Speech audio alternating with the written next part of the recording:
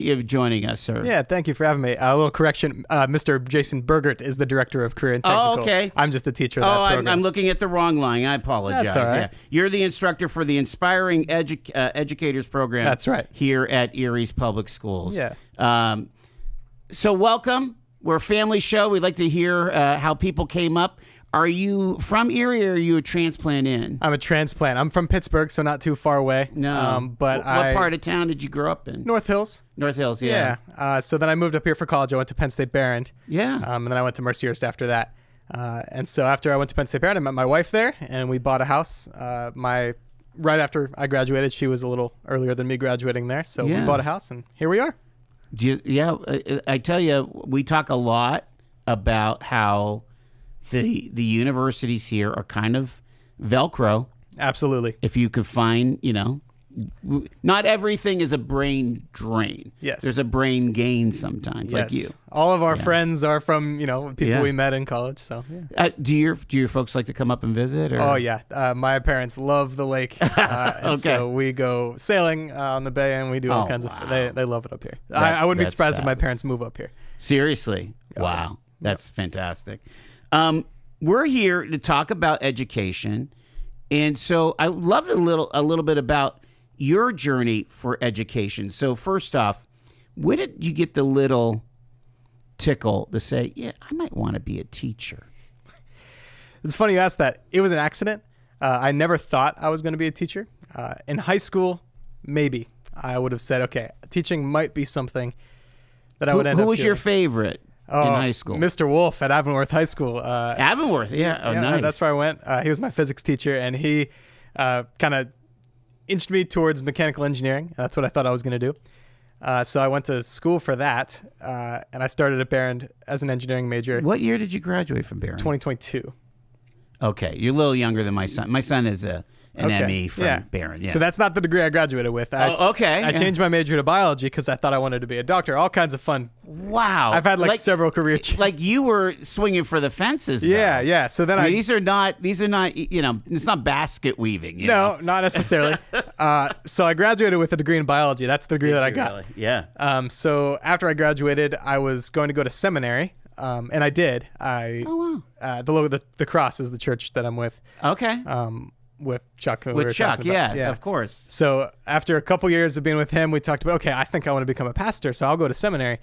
And I did go to seminary. I started at Gordon Conwell. It's in Boston, doing it virtually, and I was going to be the church's pastoral intern for a while. And so I did do that. But as it turns out, pastoral interns don't make money. Yeah, that's kind of part of the deal. So my wife had a good job, and she didn't like it so much. So I said, okay, I'm going to go sub and make some money because Erie's Public Schools pays a lot for subs. Yeah. So I said, I'm going to go sub. So I went in for the interview, and I interviewed, and afterwards they called me the next morning, and they said, hey, we would like you to not be a sub. How about you become a teacher? Wow. And I said, well, I'm not a teacher. I'm not certified. I'm not trained for that. And they said, no, it's okay. There's this thing, emergency certification. So we can emergency certify you to become a teacher for 1 year, and then we can do that again another year and a third year if you need to, and then you can go get your certification if that's something if you want to stick around with teaching. So I started teaching at Wilson Middle School over on East 28th Street, and that was a fun little intro to teaching. They just gave me they said, hey, you're a teacher now, and I said, okay. How do I do that? You're a teacher now. So I was a teacher now. Wow. And so 2 years there, and I said, okay, I love this. I think I'm going to stay with this. So I went to Mercyhurst, and I got a master's. They have a master's certification program. So I got certified in biology 7 to 12, and then a master's with it from Mercyhurst. So you're teaching biology, but also now it's going to, because of this unique upbringing through the ranks, I mean, you are actually perfect to teach this aspiring educators. Yeah, I'm teaching biology. Half my courses are biology, and the other half is this aspiring educator course. And where are you stationed now? I'm a collegiate now. You're a collegiate, okay. Yep. So they all the other career and technical programs are at Erie High School. This one, they housed a collegiate. Yeah, so can you give us a little bit of background on, because this is a significant change for Erie's Public Schools to kind of say, okay, we're going to do some CTE education, career and technical education at collegiate, which has kind of been always that that college-bound thing. But this is kind of a college-bound trajectory, right? Yeah, I think that was part of the thought too. Yeah. The first thought was, okay, we need a room for this.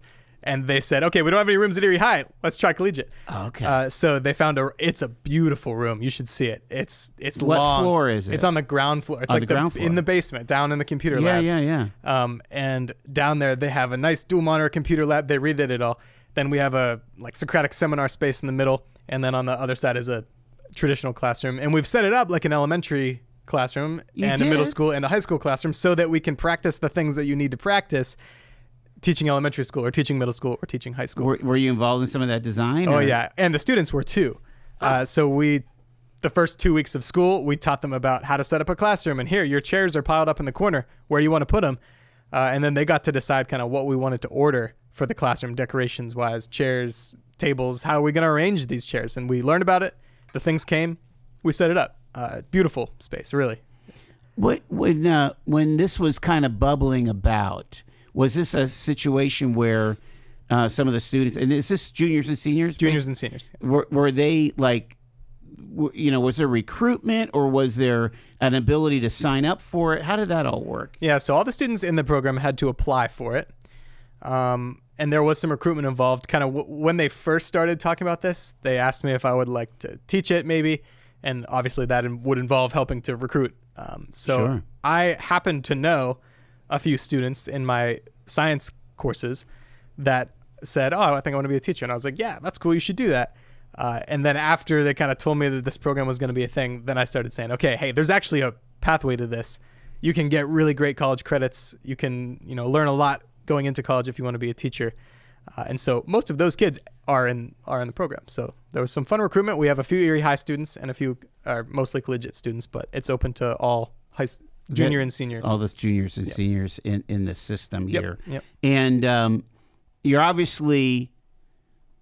responding to a need. Do you think it was first the need within the district, or are you looking globally, kind of the macro issue with a teacher shortage as across the country, right? Yeah, I think they were looking at the fact that Pennsylvania has historically actually been one of the biggest exporters of teachers. Yeah, we send teachers out. We send teachers, and in 10 years ago, I think we would be sending teachers to the South, right? Teachers graduated from Penn State or Duquesne or Pitt, and they would go to Florida for a couple years or North Carolina for a couple years to get their experience, and then they would tend to come back here. Yeah. And then when we started having a shortage of teachers in Pennsylvania, I think the system said, oh no, we should probably address that to some degree.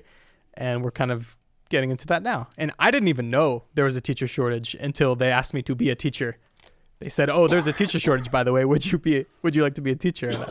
So they were on this back in 22, 23, huh? Yeah, I think this was probably in the works. And it's a new program too. The state kind of decides what career and tech programs. This is a new one, new nationally and new for our state. So is the layout kind of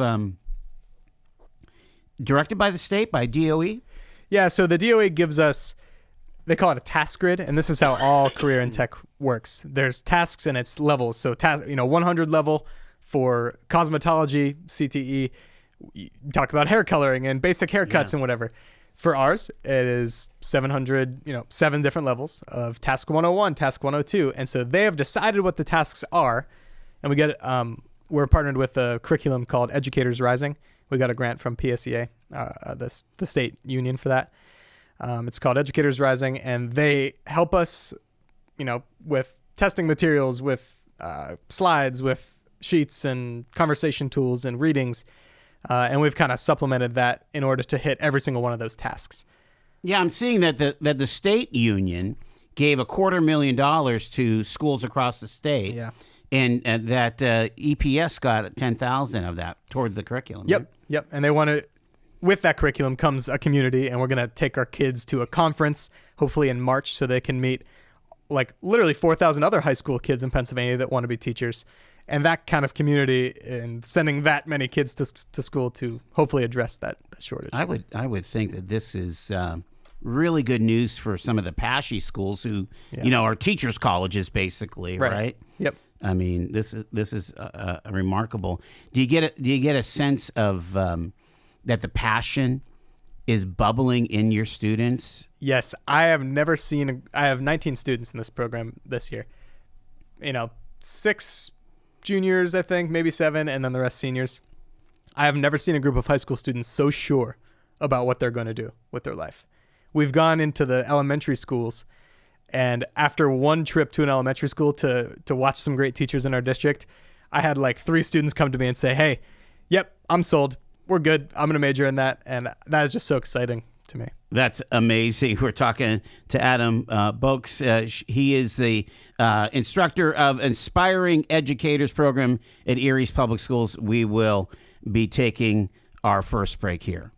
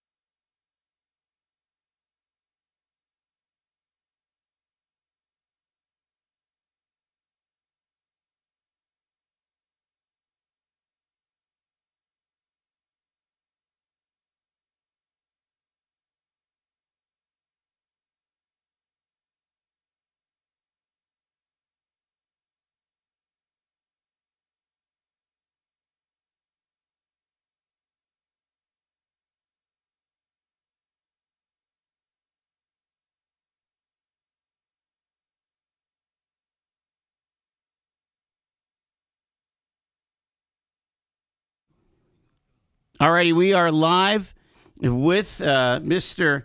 Adam Boaks. He is the instructor for the Aspiring Educators program with the Erie's Public Schools. And Adam, one of the statistics that it brought the whole teacher shortage to our attention comes from this PA Needs Teachers, this hashtag, the future can't wait. And they talk about the severity of the teacher shortage crisis in Erie County. And, you know, this Dr. Fuller from Penn State It says we need in Erie County an additional 350 certified teachers, and that our shortage level is very high. And so, but this is, you're saying at Erie's Public Schools, and I'm sure elsewhere, this has been in the forefront of a challenge to tackle, right? Yeah, absolutely. I mean, the emergency certification thing was new to me, and I think it's new anyway. That was just kind of to address the problem. They allowed that to be an option, and so that I was emergency certified for the first couple of years. Did you get pushed though in your area of expertise? Yes. Okay, because sometimes it doesn't happen that way, right? Sometimes it doesn't. I think sometimes people, my degree is biology, so I was teaching 7th and 8th grade science at Wilson. Mm-hmm. And so it's not rocket science to teach 7th grade science, right? So, anyone could do that. Right. But yeah, they did. The really desperate need that year was for science teachers. Like all around the district, I think they were really struggling to find science teachers. Math as well, special education, of course, and those like niche, a little more niche areas. Well, and let's face it, when you were getting you got an actual degree, but like the secondary biology degree, let's say at Edinburgh or whatever, it's almost like getting a full-blown biology, I'm going to go work in a lab degree. Yeah, I got mine separate. I did my biology bachelor's, and then my master's is just teaching, secondary education. But yeah, if you get a degree in like science teaching, you pretty much dual major in biology, and you take all those courses. Yeah, I mean, it's intense, right? Oh, yeah. And I have a few students now who they've seen kind of the path that I've taken, and they say, well, I think I want to be a teacher, but I think I want to get a degree in biology. And so I said to them, do both. You're smart enough. Like, you can work hard enough, get both, and then you can change. You can be a teacher, whatever. You leave options. So when you're building this kind of this system for aspiring teachers, what are the transferable skills? Because I mean, they still have to go get their degrees, whether it's in early childhood or elementary or secondary ed or whatever. But what are you trying to teach them at the high school level? Yeah, so my goal with this, and of course, the Department of Education has set their standards and what they think the students need to learn. But my goal is to make their degree as easy as possible. I want them to be sitting in class their junior year of college and say, Mr. Boaks taught me that. Like, I've already heard about this. And then maybe, of course, they'll go in more depth there. But essentially, the course is to teach them like child development, which will end up being several courses in their degree. We learn about classroom management. So how do you deal with a bunch of little munchkins running around acting up? They don't want to do their homework. How to set up routines and procedures for your students. And then another task is all about teaching, planning for instruction, making your lesson plans.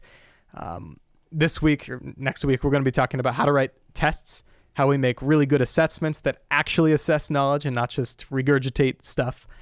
And then the kind of professionalism and ethics side of teaching, being observed, your principal comes in and watches you, and this is what they're looking for. And all those things are being taught. Sounds pretty high level to me. Like, it is. Isn't this stuff that they learn? I mean, I've not gone through that coursework at undergrad, but I would imagine. No, it is. These are really undergrad type courses. They are, absolutely. And it's I would say a relatively challenging course, except I don't think my students are feeling like it's all that challenging because they're so interested. Like, we have these great conversations about all this pretty complicated, that child development is not easy to grasp and remember, but they're just like so interested, and they're so excited to what that might mean for them in 5 or 6 years when they're in the classroom. Talk about like the influence of culture and the influence of, well, I mean, like you're trying to build a classroom culture, right? You talk about management of the classroom, but I mean, culture sometimes is beyond the classroom. It's the entire building, for example. Yeah. Actually, one of the tasks in our curriculum, it says that all the students should be able to reflect on their own cultural lens and kind of make a classroom culture with that in mind, and with the cultural lens of your students in mind. So, of course, we have an extremely diverse school district here, and city schools everywhere and all over. We have incredibly diverse schools and classrooms. And so that plays a role, and being aware of your students' culture and being aware of what you bring to the table. And by the way, the teacher workforce is not very diverse.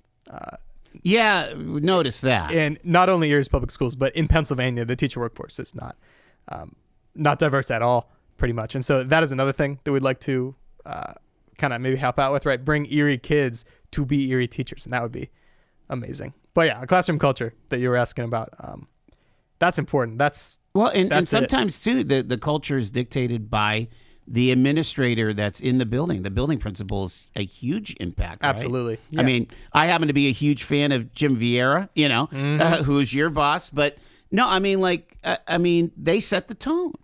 They do, and I'm fortunate to be, where I am because he does set the tone, and it's a good tone. Yeah. Right. The students like to work hard. The thing at Collegiate is pride, honor, respect, and they are taking some serious pride, honor, and respect in this program and in their endeavors to become a teacher. And so by mixing all of these kind of hard learning and then the soft skills that comes in this, are you building the resiliency that you really need for those hard days? Yeah, and they're learning. We have these group conversations, and it can be frustrating for them because, you're getting talked over, or, someone said your point before you were going to say your point, and they have to learn how to deal with that on the teacher end of things, how to guide that group conversation. So it's really interesting because we're talking about how to lead a group conversation while I'm leading a group conversation and they're having a group conversation. It's really, really pretty interesting. But yes, they're learning so many things about communication and interpersonal skills. I got to take my break here, but when we come back, I want to talk to you, Adam, about how you feel like maybe this is changing your approach to teaching, because I have imagined that it is doing so. It's a new program in Erie's public schools for aspiring teachers and addressing this big challenge that we have for needing more teachers. And so stay with us. It's Talk Erie and the Joel Natale Show.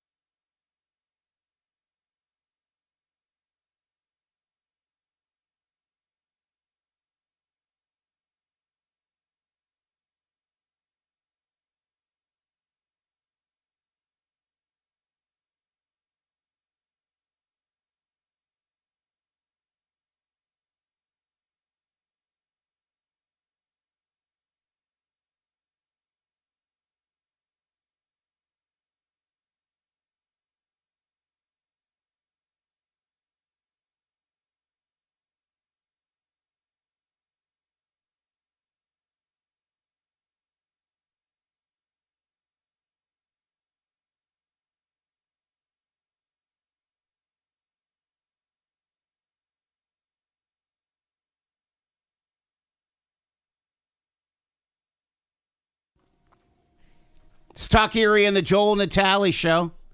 We are live from our Kingdom Financial Group studio here at 5th and State, also live on YouTube and on Facebook. And we're having a great conversation with Adam Boaks. He is the instructor of the new Aspiring Educators program for Erie's public schools. Big announcement on Monday, Adam. And, as you listened to Dr. Gibbs and the other officials there, what was the sense that you got about their hopes and dreams for this program? They were so excited. We had Dr. Gibbs there, and then some people from PSEA, and they all just kind of spoke to the need and the importance of this program to make the best teachers we can for Erie. It's going to take Erie kids, and it's going to take all of us. And I got to wrap up that conference, and I said, well, I'm just so excited for when these guys can come alongside us and do this work for EPS. Well, it's so cool to kind of have, like, basically it's homegrown. Yeah. Other states call it grow your own. Grow your own. But we're just calling it Aspiring Educators. But yeah, the idea is to grow your own. Well, yeah, grow your own could also have a different connotation too. So yeah. Yeah. Right. What do you think are the takeaways? Like, I mean, this feels like a model that you can kind of share to other districts, because, like we're seeing, all of Erie County is in need of teachers, and there's a couple things that occur to me. Number one, getting, when they finally get their certification and they get in the classroom, and they do a year, maybe 2 years, and either it's burnout or something like that. They leave the profession after all the work that they went through. Mm-hmm. How do you build that resiliency, and how important is the mentorship? We heard from POE, Department of Ed, DOE, about these mentorship programs are hugely important, right? Yeah. Statistically, if a teacher is going to, leave the profession, they're going to do it in the first 5 years. Is that what it is? If you make it 5 years, you make it 30 years, essentially. Interesting. But especially now, it's within the first 5 years. We're losing teachers after 1 year, after 2 years. And so I think the thing that this program and these programs alike across the state and country will do is to expose kids, the high school students, to what it's really like before it's too late. So they're going to see, we're going into the elementary schools, we're going into a middle school next week, and they're getting to see what this is actually like before they go to college. Because if they made this big, long decision, they study for 3 years, and when they're a senior at Penn West, then they go into their classroom for the first time. And if they didn't know what they were walking into, I think they would be a little startled. Yeah. But they're getting this, like, let's dip your toe in here. Let's help the teacher here. Let's see what they do. And so they're getting kind of acclimated to it now. And that's actually fueling their excitement. They're saying, no, I can do this. This is where I went to school. I can do what these teachers do. And I think I can be really good at it. That's what they're saying. So they're able to see, okay, this is the real life. What I'm experiencing in your program is pretty close to real life. Yeah. And they're obviously they're still in school, so they're still seeing teachers do teacher things. Yes. And now they're analyzing their teachers, which is really funny. And they're thinking about how's that going along in the teachers' lounge? We don't say names. But they've been talking about their third grade teachers, and I'm like, I think I met her once. Yeah, right. She seemed great. And they're thinking back and reflecting on their experiences in Erie's public schools, and I think they're thinking too. I made them write a little essay, a mission statement, and I made them name a teacher. Like, who's the teacher? Like, why are you doing this? Who is the one that made you say, I want to do that? I want to be that for a kid, like they were for me. And they had a few, right? So that's fantastic. Yeah. Wow.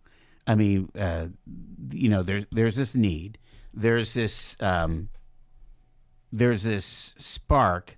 How much is it on, do you feel, the public, the general public, to boost the profession? Because when we were talking about the Department of Ed, is like, sometimes we're kind of mean to our teachers, or not elevating our teachers. It is certainly a challenging job, and you deal with families and the struggles of life with your students. And I think maybe it is not a respected profession as it once was, or maybe wasn't. And there's all kinds of fun historical reasons for why that might be.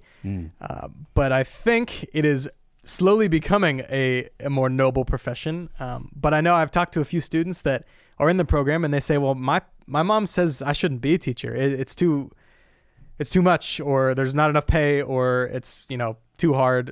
It's not a good workplace. All the things that the public might think about when they think about being a teacher. And I've had a few students tell me, and my family says that I should not be a teacher. That seems like a bad career choice. And I understand where they're coming from. It's hard. They hear about the things that go on in the schools, whether how true they are or not. They hear about things, and they, I don't want my kid to be there. I don't want my kid to be broke their whole life. But those things are slowly being remedied. Yeah, you don't have to be broke, and if you need extra cash, there's always the summer to do some things, I do right? golf. I do photography and DJing. Do you really? I do all kinds of fun stuff on the side. But no, especially after this last year, I don't think the pays all that bad. Right. Sure, if I had a master's degree in another field, I'd probably make a little more. But I think I'd have way less fun.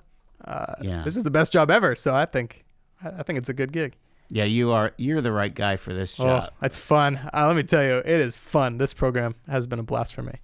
Talk about some of the other career and technical things, because one of the things I hear about, again, you have a brand new program, but it sometimes at the VOTEC for the county, or even at Erie High, some of the more popular programs get filled up. Oh, yeah. Yeah, they do. I can't think of all the numbers off the top of my head, but those ones, they have to apply. There's over 50% of Erie High takes some kind of career class, right? Yeah, and that's a big part of your schedule, and that's your career. Like, it's a motivator for our students, like unlike anything else, because it's what they want. If you want to throw hammers and run electrical wire and fix car fenders and whatever, like, they love that. So they're so motivated to keep with it, because that's what they like to do, and that's what they can get paid to do. For the rest of their life. Speaking of a job that pays pretty well, fixing fenders, auto body, oh my gosh. Yeah. And they're desperate for people. All the trades, construction trades, manufacturing trades. I know. I fear that automotive. Our program is the kids are going to have to go to college still and get their certification, but all the other programs are going to be making more money than us, which is fun. That's great. Yeah. What I like about, again, I was delighted to hear about this announcement, but what I like about it is that it isn't, we go in pendulums in our society. Everybody has to get a degree. That was about 20 years ago. Yeah. And then it swung back, or nobody needs a degree. Well, what are you talking about? My three kids all have degrees. They're all gainfully employed in what they love to do. Yeah. You have multiple degrees. I mean, college is important. Yeah, I like that you say the pendulum thing. I think the vibe that I'm hearing in the schools right now might be in the middle of that. People kind are of in between. Yeah, they're really understanding, like, if college is for you, then yes, college is good. And if it's not for you, we have all kinds of other options. And so that might be the refitting, because and I used to be I'm part of the anti-poverty initiative, Erie Together. And what we've always talked about, at least I've talked about it, is that the trades can't communicate as easily as a college recruiter. Mm-hmm. Somebody coming in from Pitt or whatever, coming to your high school, that's an easy flow, right? Mm-hmm. Whereas, I don't know, we have this apprenticeship, for steam fitters. It doesn't work as easy. It doesn't sound nearly as glamorous. Yeah. When they say, hey, you want to be a welder? Like, that doesn't sound. And I need a table in the cafeteria for my steam fitters union. That's tough to do, you know? But Erie's Public Schools is doing that with their career and technical. That's awesome. Yeah. Right now, actually, I'm getting all the emails this week. The middle schools, all three Erie middle schools, are taking field trips to Erie High to see those programs. And when I worked at Wilson, we took the kids. When they turn on those welding torches, all of a sudden you see a few kids that want to be welders, right? So they do get to do that recruiting, and that is what's so great about Erie's Public Schools career and technical education. Yeah. They get to show it off. It's a unique combination. All right. So let's talk to moms and dads about teaching, because I think like you were saying, parental attitudes about things. It used to be, I worked at a shop my whole life. I don't want you to work in the shop. Yeah. I come home dirty every day, whatever. Now it's like, yeah, I don't, you don't need to do this. Talk about parental attitudes and what parents should understand about teaching as a profession. Yeah. I've said this before, and I'll say it till the day I die. I think teaching is the best job ever. It's fun. It is engaging. Every single second of every day is different. And most importantly, it's rewarding. I feel like public education is the way to lift up a city. And of course, Erie faces its challenges. And I think the public education is the place to start if we're going to lift up our city. And Dr. Gibbs certainly speaks to that as well. So to parents, yeah, it is a great profession. I think it's improving leaps and bounds. We're getting new standards. We're learning more about child development, and things are really, really looking up. I mean, we talk a lot about anxiety and depression and things. You guys are kind of on the front line of all that, right? Oh yeah. How do you handle all that? When somebody's just having a tough time? Yeah. So as a teacher, you are first a teacher, I guess, but sometimes you're a therapist, sometimes you're the nurse, sometimes you're mom or dad. Because at school we spend so much time with the students, especially in elementary. The same teacher has the same students every day. Right. You're seeing them for so long. The CTE teachers, we see our students for 3 hours at a time. Like that's long. Yeah. So you get all the drama, you get all the breakups in high school, and you get all that stuff. So you're a counselor and you're a nurse, and I don't feel well. I need something to eat. I'm hungry. All that. But I think that's the rewarding part. That's the fun part. As you mentioned the community, that the teachers are they're the foundational movement of the community. Do you get a sense that as you look at Erie, again, you chose Erie. Yeah. What do you think about the community's trajectory yourself? You and your wife, Yeah, since we've come here already, I mean, like literally looking out the window, you can see how the downtown is transformed. At the and church. It sounds like you come down here. Oh yeah. I'm down here more often than I'd like to admit. Yeah, all kinds of fun stuff. There's rock climbing. There's food. And ever since we moved here, it's just been up and up and up. And I've been somewhat involved, or at least cognizant of the politics and the poverty situation with the church and things. And I think that the schools are the place to start to build community members that go make change. Whether that is teaching or it's not, I feel like the schools, what a teacher can do for a child to build them up and to make them a world changer, an Erie changer, if I had my way, right? I want them to stay here and make Erie great. Do you feel like the strategies to improve outcomes for not just for kids in the Erie district, but kids across the county, are we doing what we need to do for better outcomes, for better graduation rates and all that stuff? Yeah, of course we could always do more. But there are so many things happening right now, and I don't know so much about the county schools, but in EPS, I think the career and technical is where it shines, and pushing kids towards that and finding them a niche where they can end up with a very well-paying job, be a very intelligent and well-communicated community member. I just think that's it. That's it. I think that programs like this have got to be the solution to some of these scary stats of teacher shortages and things. And again, if we can keep folks like you, if we could be that Velcro for folks, you said you thought maybe your parents might want to retire up here. I think they might. I think they're on their way. I love that. Yeah. I appreciate it. Adam Boaks, he is the instructor for the Inspiring Educators program at Erie's Public Schools. And again, Dr. Natalie Gibbs is our superintendent. Kind of stuff is happening. Yes, it is. She's rocking and rolling. Beautiful. Thanks for taking the time, Adam. Thank you so much for having me. It was a great conversation here. It is 10 minutes until 5 o'clock. Talk Erie.